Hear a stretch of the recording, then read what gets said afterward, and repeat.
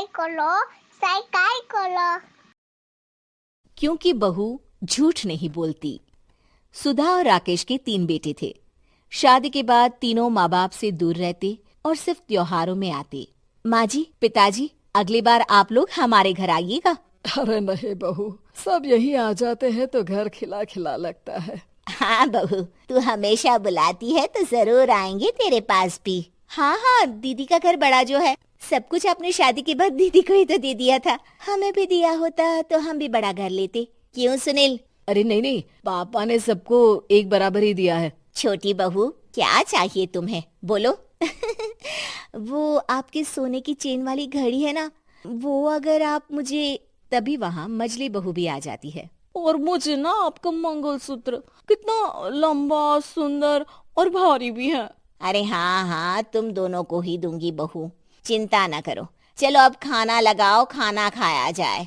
सभी मिलकर खाना खाते हैं कि पड़ोसन आ जाती है। अरे सुधा बहन, थोड़ी चीनी तो देना, घर में शक्कर नहीं है और मेहमान सर पर बैठे हैं।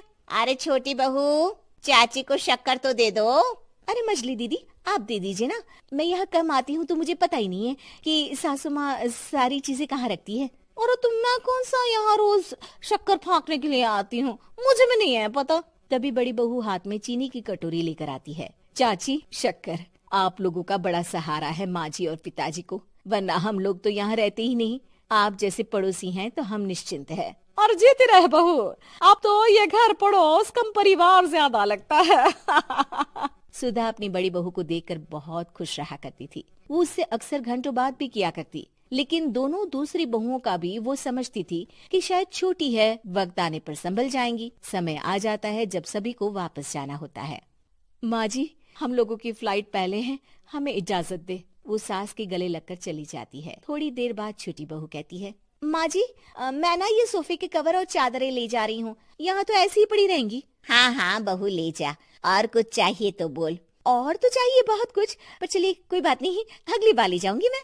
ऐसे ही मंजली बहू भी घर का बहुत सारा सामान ले जाती है। सभी के जाने के बाद सुधा राकेश से कहती है, घर कितना सूना लग रहा है ना। हाँ, और खाली भी। तुम्हारी दोनों बहुएं सब बटोर गई। अरे ठीक है ना, हम दोनों ही तो हैं, कितना सामान लगेगा, फिर उन लोगों की नई गृहस्थी, इतना मत सोचा करे। समय बीतता है। ऐसे ही हर साल त्योहारों में सुधा और राकेश के बच्चों की बहू आते और जाते वक्त ढेर सारा सामान पैक कर कर ले जाती। लेकिन कुछ ही सालों में सुधा का देहांत हो जाता है। पिताजी, आप यहाँ अकेले क्या करेंगे, हम लोगों के साथ चलिए। अरे नहीं बहू, इस घर में सुधा की यादें हैं, मैं उसे नहीं छोड़ सकता हूँ। अब तुम लोगों की माँ नहीं रही। देख लो, वैसे तो मैंने उसके जीते जी सब कुछ दे दिया है, लेकिन कुछ उसका पर्सनल कीमती सामान था जो ये है, ले लो। सामान में होती है एक घड़ी और एक मंगलसूत्र। माँ जी ने कहा था कि वो ये घड़ी मुझे देंगी। हाँ, पिताजी, माँ ने सबके सामने ये घड़ी सरिता को देने के लिए कहा था। उठा लो सरिता माँ की घड़ी। अब क्या था, छोटी बहू फट से घड़ी उठा लेती है। और पिताजी, ये मंगलसूत्र तो माँ ने मुझे ही देने को कहा था, याद है ना? वो सभी की ओर इशारा करती है। तू भी ले ले ये हार बेटा, कोई बात नहीं। मंजली फटाक से हार उठा लेती है। ससुर बड़ी बहू की तरफ देखते हैं। तुझे क्या दूं बेटा? पिताजी, माँ ने एक चीज मेरे लिए भी रखी है।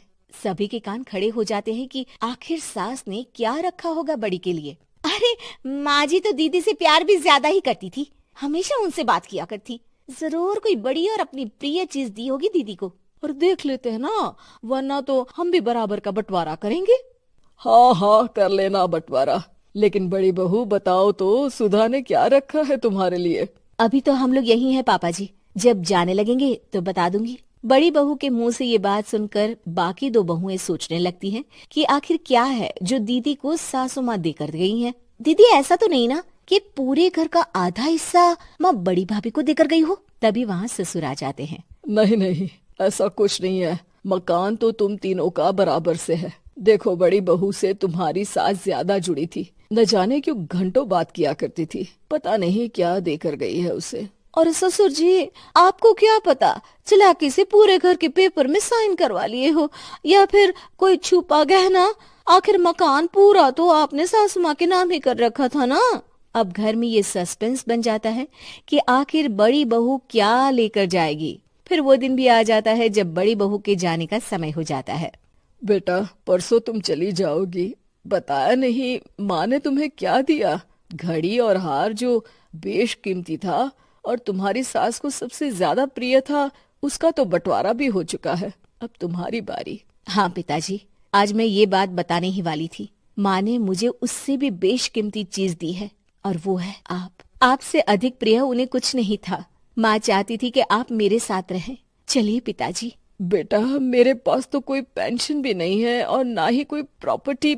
लेकिन आपके पास संस्कार है पिताजी, जो मेरे बच्चे आपसे लेंगे, तो आपको ले जाने पर स्वार्थ ही है मेरा। चलिए ना पापा।